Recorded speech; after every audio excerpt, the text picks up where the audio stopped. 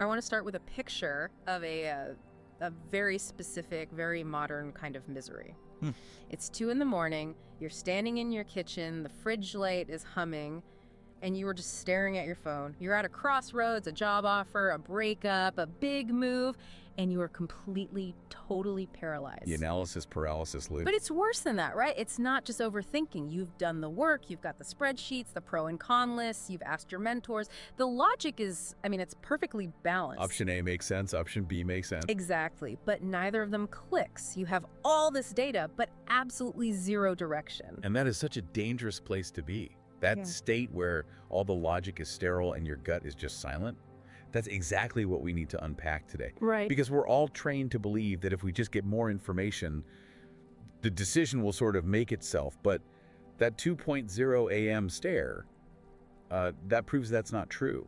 It really does. I'm someone who loves optimization, I want the right answer. I tend to treat my life like an engineering problem, but lately I've just been hitting this wall where the engineering just doesn't work. The spreadsheet says go, but I can't. And that's the trap. Today we're going to explore why logic has, well, a very hard ceiling, and why surrender isn't passivity, it's actually a high-level strategic move. It's about how to get from what makes sense on paper to, what resonates in reality. Okay, so let's pressure test this. When I hit that wall, my instinct is to think harder. Add more rows to the spreadsheet. But you're saying that is actually the wrong move. It's biologically impossible to solve it that way. The core idea here is that the truly big decisions, the ones that define a life, they're never made by the thinking mind alone. So what makes them? They're sensed. Sensed. Okay, that sounds a little vague. I have to be honest, it sounds like we're drifting into woo-woo territory. It's not vague at all. It's physiological. I think we need to redefine mindfulness here. In the West, we think of sati mindfulness as just a relaxation tool. I'm stressed, I'll breathe for a bit. Right, a stress reducer. But in the original context, sati is a mode of data collection. It's a tool to detect signals before they even turn into language. So when my spreadsheet fails, where do I look? You drop your attention below the neck. We sometimes call it listening to the entire field of experience. Let's make it practical. You're considering a new deal. In your head, you see the word yes. Now, what happens in your chest? Ah, so you're looking for a physical reaction. Specifically, constriction versus expansion. If you say yes and your chest tightens up or your stomach just drops, that is not just nerves, that's a pre-rational signal. It's older than your neocortex. But can we trust that? Isn't that just emotional noise getting in the way? Well, this is where the science is so fascinating. Oh. This reminds me of Antonio Damasio's work, the neuroscientist. This totally blew my mind when I read about it. He studied patients with damage to the emotional centers of their brain. The somatic marker hypothesis, yes. And these people had perfectly intact logic. They could do complex math problems, but they couldn't decide what to eat for lunch. Because they couldn't feel a preference. They could list the pros and cons of a sandwich versus a salad for hours, but without that somatic marker, that little emotional tag that says this is good or this feels off reason, just spins its wheels. That changes the entire argument. It means emotion isn't the enemy of reason. It's the compass. It's the compass. Wow. Exactly. And if you cut off the compass, the map is useless. The second brain in your gut is processing data your conscious mind hasn't even noticed yet. Okay, so we have the biological argument, but there's a philosophical one too, right? There's that classic story about King Milinda and the monk Nagasena. It frames this whole logic trap so well. It really does. So King Milinda was this Greek ruler in India, a master debater, and he loved to trap spiritual teachers in logical paradoxes. He sounds fun. He sits down with this monk, Nagasena, and basically tries to corner him into a contradiction about the self. He asks us, if there is no permanent self, then who is standing before me? He wants a debate. He's looking to win. He wants a battle of wits. But Nagasena just refuses to play that game. He doesn't counter with better logic. Instead, he uses these analogies like a flame passing from one candle to another to shift the king's entire perspective. He moves him from analyzing the self as a fixed object to seeing it as a flowing process. Sweetens to the argument. He dissolved it. She triggered a shift in awareness. The king didn't lose, he awoke. And that's what we see in high-performance fields today. You see Silicon Valley CEOs going on silent retreats, or surgeons taking 3 deep breaths before making the first cut. They aren't thinking about the cut. No. They're entering a state of relaxed receptivity. They're quieting the judging mind so the acting mind can actually work. Okay, I'm with you on the mechanics. The body knows things, logic has limits, I get it. But I'm the ambitious one here. I have goals, I have quotas. If I just listen to my body and relax, don't I risk losing my edge? How do I use this to actually navigate a career without, retiring to a cave? That's the fear talking, right? If I let go, I'll fall behind. Bruh. But true power, real sustainable power, comes from something called right intention, or samasokapa. That sounds a little like good vibes. Can you break it down, technically? It's not vibes. It's more like a vector direction. It's about where the energy for the action is coming from. There are 3 specific intentions to look for. Renunciation, which is really about the ability to let go, goodwill, and harmlessness. Okay, let's apply that to a hard scenario. The promotion trap. I get offered a massive job, big title, huge money, but I have to move my family across the country, work 80 hours a week. My spreadsheet says take it, my gut says no. This is exactly where you interrogate the intention.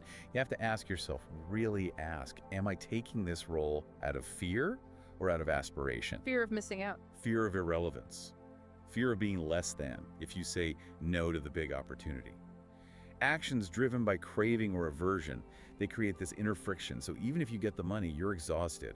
You've created what I call residue. Residue. I love that word for it. It's that gross feeling when you win, but you feel kind of dirty. Yeah. Like you compromise something essential along the way. Exactly. Versus an action that's driven by aspiration, to serve, to grow, to build something. That generates punya, or merit. It's a momentum that actually sustains you. You can work hard, very hard, without burning out if the intention behind it is clean. But intentions are messy, aren't they? Sometimes I want the job because I want to help people, and I want the money, and I want my dad to be proud of me. Of course. We're complex. But there is usually a dominant driver. There's a story that illustrates the power of shifting that dominant driver and shifting it violently. The story of Angulimala. This one is intense, and for context, Angulimala means finger garland. He was a bandit who wore a necklace of human fingers from his victims. Not a subtle metaphor, no. He's a nightmare figure. He represents a total loss of control. Someone just consumed by the intent to destroy, an unstoppable force of violence. And a Buddha meets him on the road. And this is the key moment. The Buddha doesn't fight him. He doesn't run. He doesn't even lecture him.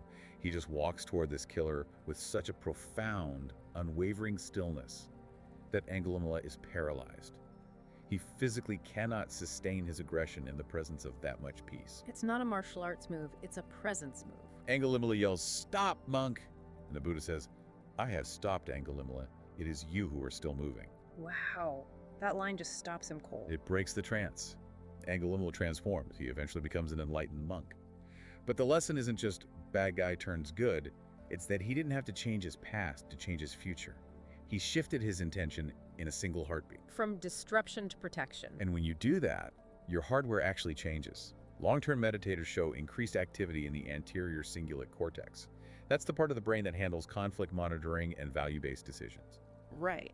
And at the same time, the amygdala, the brain's fear siren, it quiets down. So you're literally rewiring your brain to be less reactive and more strategic. Yes, but here's the warning label. Mindfulness does not mean you will always make safe choices. That is a huge misconception, isn't it? People think mindful means passive or just nice. Not at all. When you clear away the fear of what other people will think, the answer that arises might be incredibly disruptive. It might mean quitting that high-paying job. It might mean turning down VC funding because it compromises your product's integrity. Integrity. That brings us to a concept I think is just crucial for anyone trying to balance success with sanity. The mud and the lotus. It's a beautiful, famous symbol. The lotus blooms in this pristine beauty, but its roots are deep in the swampy mud. And we usually try to get rid of the mud, right? We think, I'll be happy when this project is finally done, or I'll be spiritual when the kids finally move out. Right. We want the bloom without the swamp. But the teaching is that the mud, the deadlines, the stress, the failures, the noise, that's the raw material. It is the fuel. So the goal isn't to escape the boardroom to find peace somewhere else. That's called spiritual bypassing. If your peace requires perfect silence, it's not really peace, it's just fragility. In the Mahayana tradition, they make a distinction between an arhat and a bodhisattva. Definitions, please. An arhat seeks personal liberation. They get themselves out of the burning building. They achieve enlightenment and leave the cycle of suffering. A bodhisattva vows to stay. Stays in the fire. Stays in the world, in the market, in the family, in the mess, to help free others. So they don't leave the struggle, they transform it. Exactly. A modern bodhisattva is the CEO who starts measuring success by employee mental health, not just Q3 profits. It's the parent who treats a tantrum not as a nuisance to be stopped, but as a moment for real connection. It shifts the whole metric from what can I get to what can I give. And the etymology of our own language backs this up. The word integrity comes from the Latin integer. Whole. A whole number. Wholeness. So the definition of success here isn't accumulation, it is how little of yourself did you lose along the way. That hits hard because we usually measure success by what we add, money, accolades, followers, but you're saying it's actually about retention of the self. That is coherence. Yeah. That's the feeling of the outside finally matching the inside. And when you have that, you don't need the external validation as much because you aren't trying to fill a hole. You are already whole. Okay, so let's land this plane. We have the somatic compass, listening to the body. We have right intention checking our motivation. We have the mud, using the struggle. So does this mean if I do all this, I will finally make perfect choices every single time? I wish. No. I knew there was a catch. I knew it. The goal isn't to become a perfect decision-making machine. The real goal is freedom from the need to choose perfectly. Explain that, because my anxiety really wants the perfect choice. There's a concept in Zen called not knowing mind. It's the capacity to sit in ambiguity without panicking, to just let the question breathe. That is so incredibly difficult for high achievers. We want the answer now. We want to fix it. We do. Yep. But if you can rest in that not knowing, you stop forcing premature solutions. You stop settling for option A or option B just to relieve the tension. And you create space for option C to emerge. The clarity that comes from that kind of stillness is infinitely more durable than a decision forced by anxiety. So the 2 Euro AM kitchen stair, it isn't a failure. It's a waiting room. It's an invitation. It's the mud. It's telling you that the logic has run out of road and it's time to switch engines. Switching engines from the head to the whole being. Exactly. Well, my spreadsheet is feeling a little neglected right now, but my somatic markers are definitely firing. This is a lot to process, but it feels lighter. It's a lifetime of work. You know, it's a practice, not a quick hack. Before we sign off, you always leave us with a challenge. What's the provocation for this week? If we accept that success is wholeness, then I want you to look at your failures. Ask yourself, what did that failure teach me that a success never could? And if every single moment is the lotus, even the difficult ones, then why are we always waiting for someday to actually start living? Why are we waiting? I'm going to sit with that one. Thank you for guiding us to the deep end. My pleasure. And for you listening, maybe stop scrolling, take a breath, and check your own compass. We'll see you next time on The Deep Dive.